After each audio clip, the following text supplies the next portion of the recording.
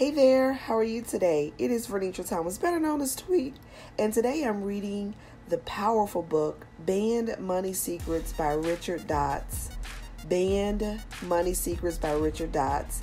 This is chapter 17 I'm picking up on, and if you have not already checked out the other voiceovers I've done for this particular book, make sure that you go back and check them out, because it will help this chapter to make so much more sense. Chapter 19. It's not about hard work and struggle. Let's get started in paragraph 1. It has always struck me as strange that some of the richest people in the world work the least.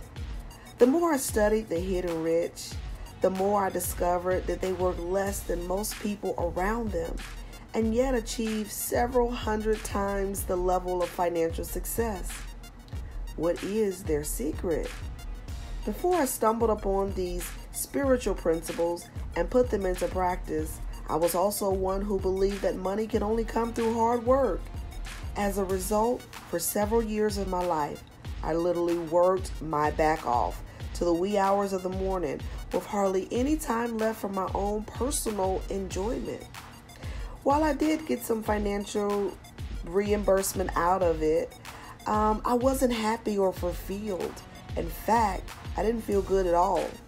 Given that I had no time to devote to my own personal hobbies or my own self-enjoyment, many people around the world fall into the social conditioning and trap that we have to work very hard for the first 40-something years of our life and then enter into a state of retirement where we can do only the things that we like. Sadly, though, retirement paints a gloomy picture for most people, as they often do not have the luxury of their previous income. How many people whom you know are able to live in retirement at the same standards as when they were previously working? Retirement is definitely one of the most persuasive myths in our society. The hidden rich do not believe in retirement. They do not see a need to postpone having fun and enjoying themselves until a certain time in the future. They always seek ways and means to have fun and achieve that balance right now. If you too can adopt the same mindset, you'll find yourself both having fun and leading a fulfilled life where money flows easily. One of the most unresourceful beliefs is that you should give up. One of the most unresourceful beliefs that you should give up is the one that you have to slog for the first 60 years of your life before finally using up whatever time and money is left over to enjoy yourself. Give up that belief. How ridiculous is that thinking? Start today by giving yourself permission to have fun and enjoy yourself. These spiritual principles will make it entirely possible. Now, before I discovered these spiritual principles, I was living a very outer-directed life. I was constantly out there trying to do more, be more, and have more. I was just moving from back and forward.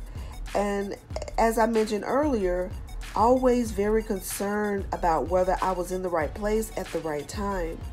Now, after I understood these spiritual laws, I reversed my approach completely. Instead of wondering whether I was doing the right things, I trusted the universe and embraced whatever uncertainty I was in. Right? And after a while, I found myself trusting in the universe more and more. In that, the right path will be shown to me one step at a time.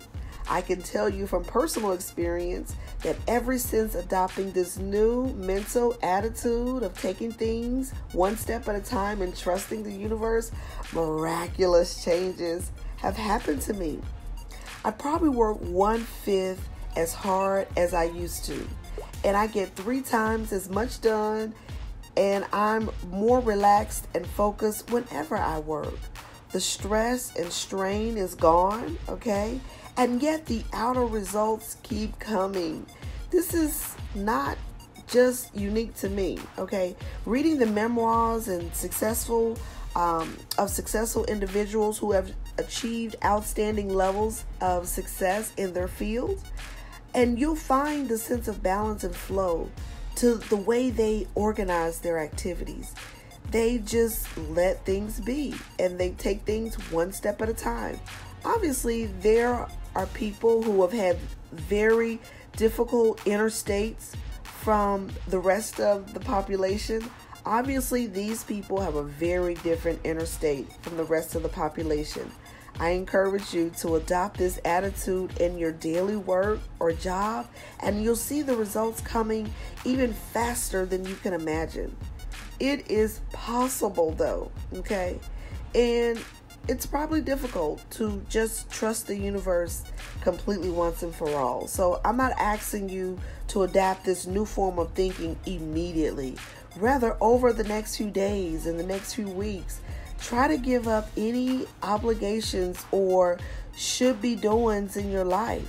Anytime you catch yourself saying, I should do this, or I should be more effective, or I should be hardworking, immediately catch hold of yourself and ask yourself whether it's something that is coming from inspiration or something that's coming from fear. Oh, that's powerful. Remember that our old fear-based conditioning is always trying to keep us safe. Okay? It does so by anticipating dangerous scenarios in the future and trying to prepare us for them. The problem is that these so-called disastrous scenarios are just that, imagined scenarios.